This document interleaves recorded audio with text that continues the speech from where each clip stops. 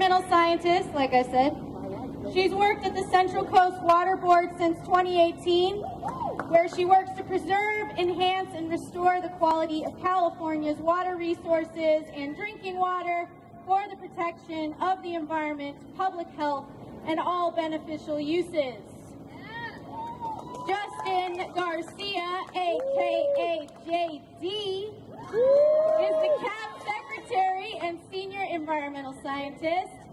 He's worked at the California Department of Fish and Wildlife since 2011 in a program dedicated to the conservation of California's wildlife diversity, including threatened and endangered species. Please help me welcome them to the stage. Come on up, you guys.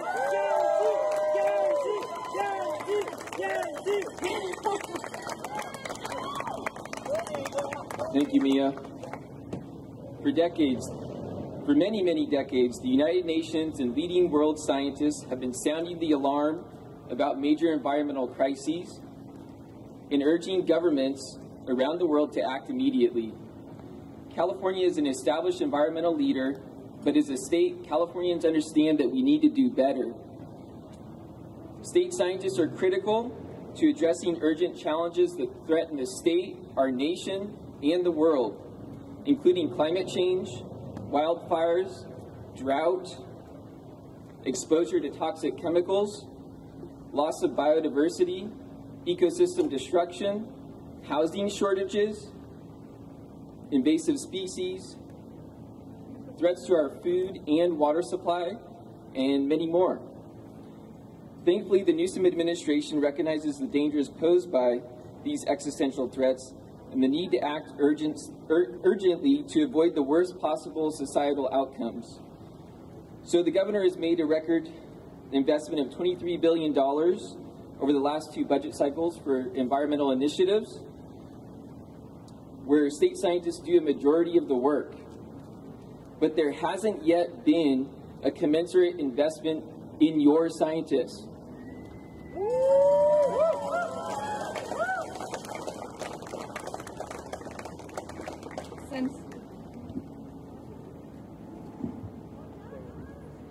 Since 2005, California's rank-and-file scientists that lead environmental initiatives have been continuously demoralized and taken advantage of. For 20 years prior to 2005, state scientists and state engineers were valued equally based on the comparability of the value of the work being done, and had a logical, normal, and standard salary relationship that reflected this. State scientists perform equal valued work to state engineers, and that was recognized when our unit salary structure was established in 1984. This was even confirmed in CalHR's own 2006 Total Compensation Report that acknowledged that scientist classes have duties, responsibilities, and knowledge that overlap the engineer classes. If you fast forward to today, state scientists and engineers continue to work in the same units, performing the same or comparable duties. Yet scientists are compensated over 30% less than these engineers. Nobody wants to be booed on stage, but I guess I agree with that. Our salary proposal presented at the bargaining table fixes this injustice.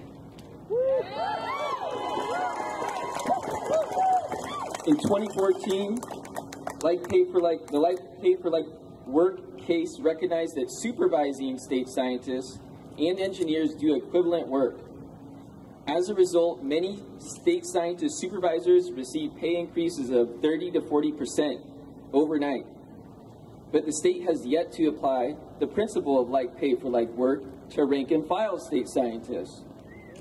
Our proposal is to close this wage gap between our supervisors and restore the historical structure that existed before this disruption was created in 2014.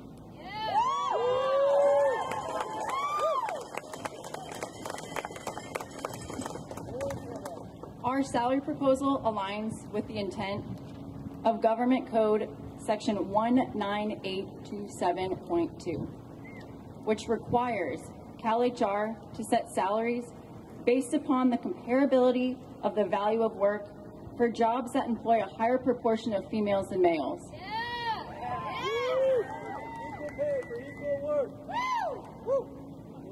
Our proposal helps the state work towards closing its current 14.3% gender pay gap, recognizing that our female-dominated bargaining unit has done and continues to do substantially similar work to a male-dominated bargaining unit of engineers and should be compensated accordingly.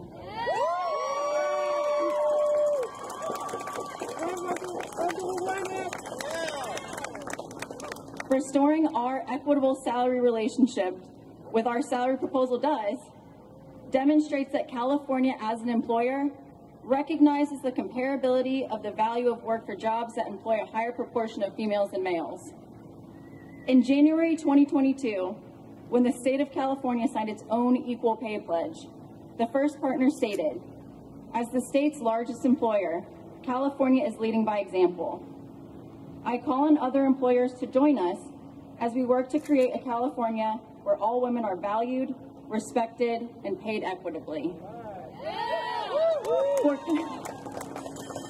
For California to be an employer of choice for state scientists and reflect this administration's commitment to pay equity and leading with science, the severe pay inequities that state scientists face need to be fixed.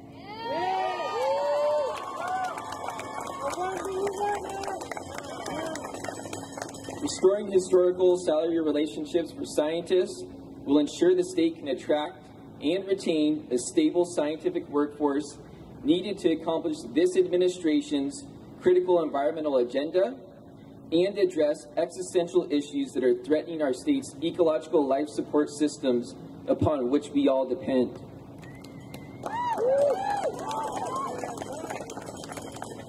But the Newsom administration is so far unwilling to provide fair pay that acknowledges these existential issues that need to be addressed, the value of work that we do, or fix our pay inequities. So in conclusion, we want to be respected, valued, and compensated appropriately, and we want some atonement for having to deal with this issue for going on so long.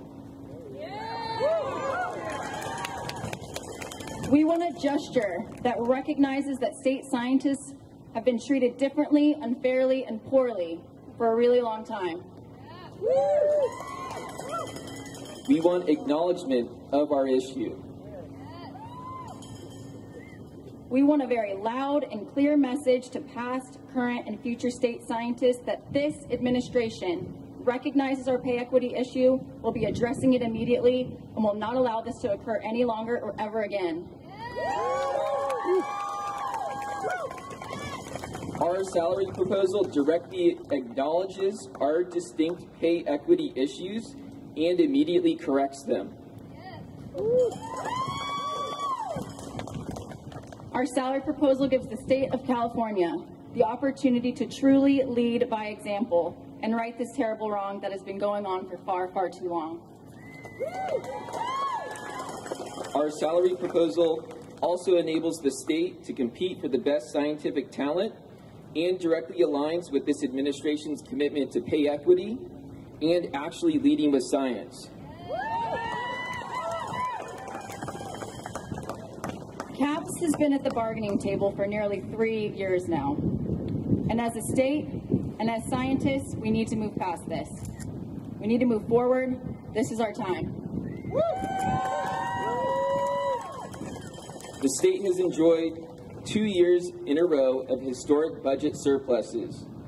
Fixing our pay equity issue would be budget dust, especially now with the highest budget surplus of any state in the history of the United States.